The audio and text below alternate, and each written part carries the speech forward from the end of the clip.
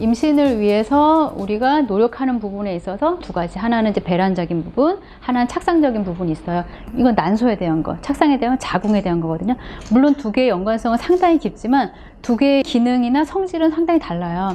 일단은 난소에서 건강한 난자가 배란이 되면 정자와 난자가 만나요. 여기서 이제 나팔관을 지나가면서 막 분열이 돼요. 여기 한 일주일 정도가 소요되거든요. 그 다음에 자궁으로 이동해서 이제 착상을 하려고 시도를 하죠. 만약에 자궁 내막이 준비가 되어 있다고 하면은 안정적으로 착상이 될 것이고, 준비가 안 돼 있다고 하면 이게 그냥 배출이 돼 버릴 거기 때문에 배란으로부터 2주 후에 준비를 하려고 했었던 자궁 내막은 생리혈로 밖으로 배출이 되게 되는 거예요. 난소의 기능이라고 하는 부분, 난포가 성장할 수 있게끔 성장시키는 것, 이게 되게 중요한 부분인데, 제가 난소 기능 강화 치료할 때 가장 주의 깊게 보는 것도 난포의 성장 기능이거든요. 정말 어려운 기능이에요. 예를 들면은 키도 클 때 성장기 외에는 안 크고 그냥 스탑되잖아요. 정지하는 기능이거든요. 한번 정지되면 회복되기도 힘들지만 저희가 치료했을 때 가장 경과를 보이게 되는 부분이다, 알고 계시면 될 것 같고, 두 번째, 정상 배란이 가능하게 하고 건강한 난자가 배출되도록 한다. 세 번째 부분도 되게 중요한 부분이에요. 폐경 진단을 받은 여성도 우리 난소에는 난자가 남아있다고 하거든요. 소수이지만 정상적인 기능을 하는 난자가 분명히 포함되어 있을 거란 말이에요. 혹은 그 초음파 볼 때 보면 난포가 까맣게 보이잖아요. 까맣게 보이는 게 액체거든요. 단순히 물이 아니에요. 굉장히 많은 영양물질을 가지고 있는 영양액이거든요. 영향을 미치는 게 결국 그 안에는 난자거든요. 조금이라도 더 질이 좋은 난자가 배출될 수 있도록 난포액에 구성되는 그 수준의 정도는 바꿀 수가 있어요. 그런 부분들에 대해서 이제 일 깊게 노력도 하셔야 되고, 개인적인 노력으로 사실 이건 잘 되는 부분은 아니에요. 그래서 만약에 이제 적극적인 의료 도움이 필요한다고 하면은 그런 개념에 맞춰서 치료를 받으시면 된다. 그러면은 이 중요한 난소에 환경 호르몬이 어떤 영향을 주게 되느냐? 유전자 변형 및 호르몬 교란을 일으켜요. 그러니까 되게 무서운 말이에요, 사실은. 유전자 변형. 그러니까 정보를 바꿔버리고 호르몬 교란. 내 몸에서 분비되고 있는 호르몬의 농도라든지 그 사이클에 대해서 막 흔들리게 만들어버리는 거예요. 그러면서 난자와 난소 기능에 악영향을 미치게 돼서 이제 배란이나 난포 성장 기능을 방해하게 된다. 그럼 그게 실제적으로 우리 여성들한테 어떤 부분이 있냐? 조기 폐경.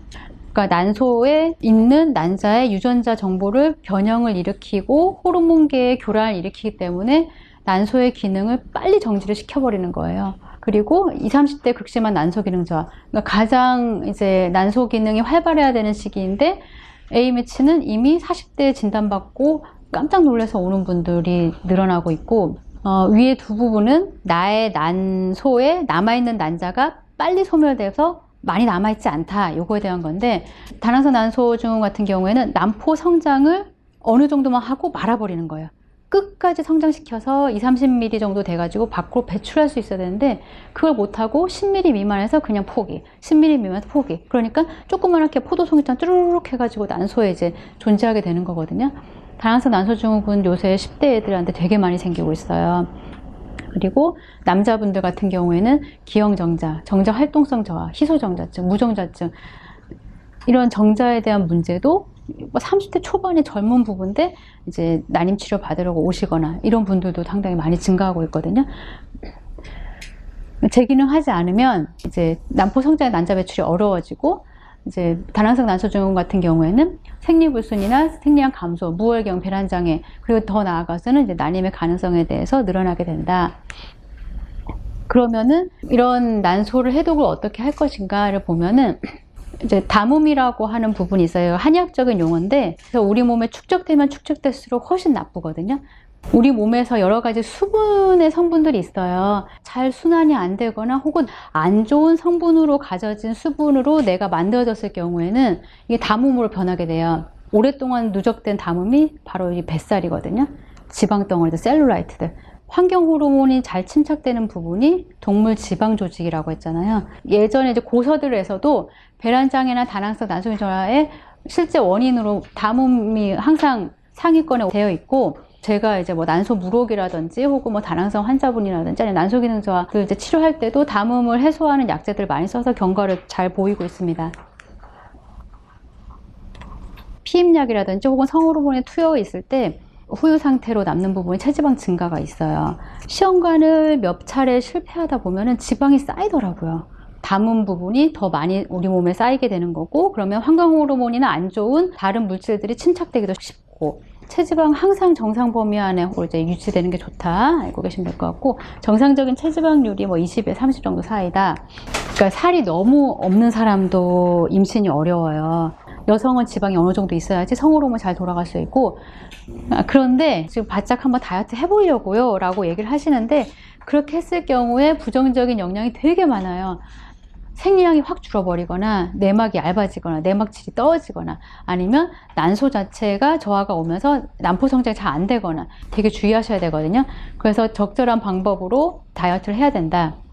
실제 임신을 준비해야 되거나 가임 상태에 있는 분들 같은 경우에는 다른 방법의 다이어트법이 필요하다. 이거는 혼자 할 수 있는 부분은 아니어가지고, 제가 환자분들 치료할 때는 난임 단식요법을 따로 진행해요. 착상에 대한 부분이에요.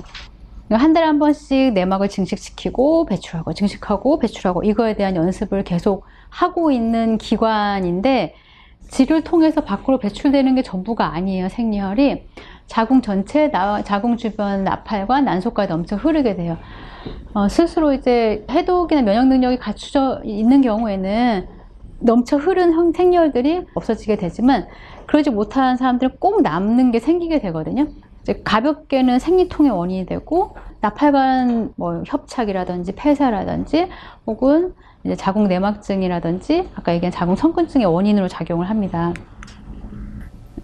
자궁 내막증이라고 하는 거는 나의 자궁 내막이 아닌 다른 부분에 가서 붙어 있는 걸 얘기를 해요. 그 생리하고 있는 연령층의 모든 여성은 이 위험을 갖고 있다고 생각하셔야 돼요.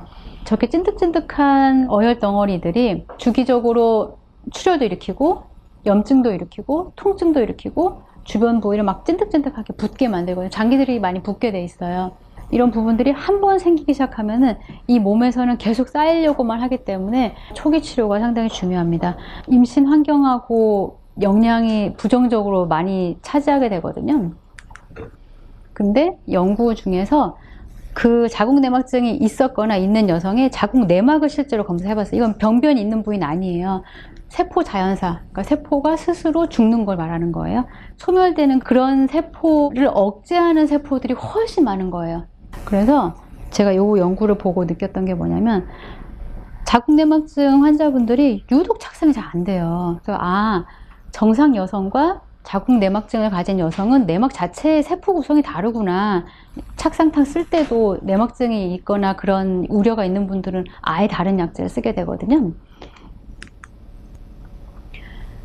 내막증 같은 경우에는 생리를 계속 하는 경우라면 40% 정도가 재발이 된다, 5년 이내에. 그래서 수술하고 나서 폐경 상태로 만드는 호르몬 치료를 3개월에서 6개월, 혹은 길면 1년까지도 진행해요. 그 몸에서 억지로 폐경 상태를 만든다는 것 자체가 되게 위험하잖아요. 그때 이제 폐경 혹은 갱년기 증후군 증상도 상당히 많이 생기게 되고, 나의 난소 기능이 아주 원활하게 최상의 상태로 돌아가는 부분도 사실은 잘 고려를 해봐야 되거든요.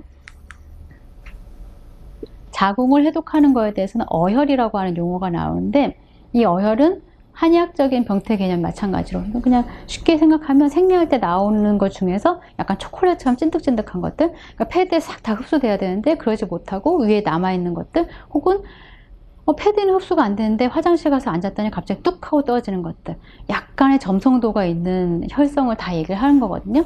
이 부분은 정상적인 생리적 기능을 상실한 거예요. 그러기 때문에 체내 일정 부위에 가서 이제 잘 붙어버리게 돼요. 요거는 이제 생리통이나 자궁 내막증의 이제 중요한 원인이 된다. 자궁에 쌓인 어혈을 제거하는 부분이 임신을 위해서 착상 환경을 이제 방해하는 그 요소를 해결하는 부분인데, 생리 중에 생활 습관도 되게 중요해요.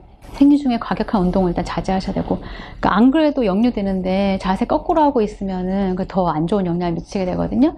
그리고 너무 작은 근육이나 복부, 그러니까 복근, 힙, 이렇게 골반을 싸고 있는 근육들을 강하게 수축하는 운동들도 이 기간에는 별로 안 좋아요. 짜버리면 아래 위로 다 팍 나갈 수가 있기 때문에 그냥 가벼운 산책 정도만 가능하다. 그리고 어혈 해소에 좋은 음식들을 섭취하는 게 좋아요.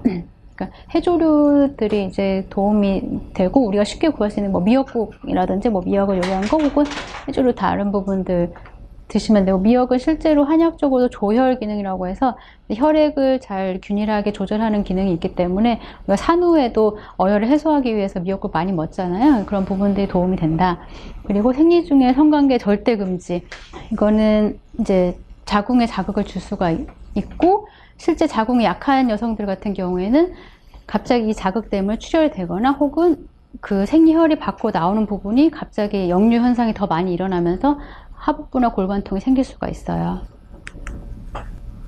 그리고 그럼 평상시에 나의 난소 및 자궁을 해독하기 위해서 어떤 것들이 좋을까 보면은 유산소 운동이랑 이제 뭐 근력 운동 같이 하는 게 가장 좋으세요. 그래서 이제 유산소 운동 할 때는 땀이 좀 송글송글 나도록, 그리고 뭐 이제 유산소 운동 중에서는 운동을 많이 했던 분들은 더 이제 난이도 높은 걸 할 수 있겠지만, 그러지 못하면 그냥 약간 숨차게 빨리 걷기 정도 하시면 됩니다.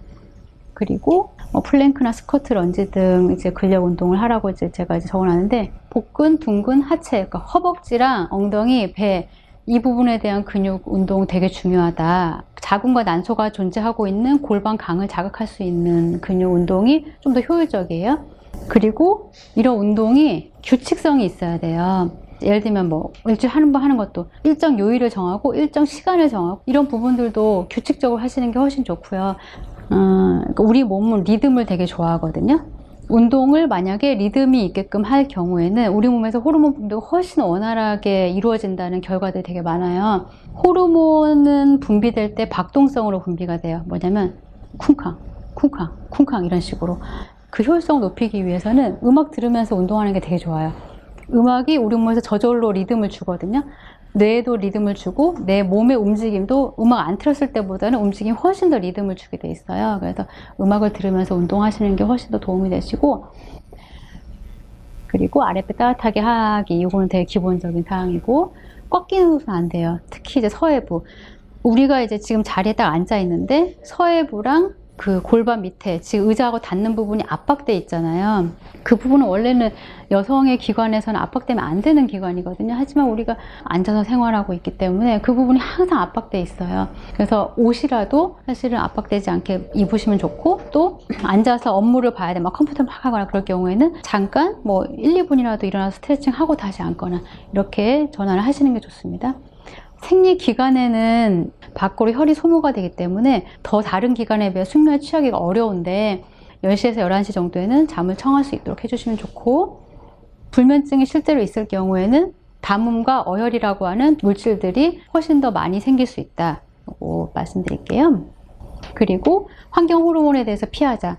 아까 이제 말씀드렸던 부분들, 성분이 들어가 있는 것도 피하게 되고, 뭐 이제 음식 먹는 거, 바르는 거, 그리고 일회용 제품들 이제 사용 자제하고, 먹는 것 중에서는 녹황색 채소랑 식물성 기름을 자주 섭취하는 게 좋아요. 쉽게 말하면 이렇게 막 초록색이 있는 그런 샐러드에다가 올리브 오일, 우리 몸에서는 환경 호르몬과 같이 결합해서 밖으로 배출하게 만들어주거든요. 이렇게 드시면 좋을 것 같아요.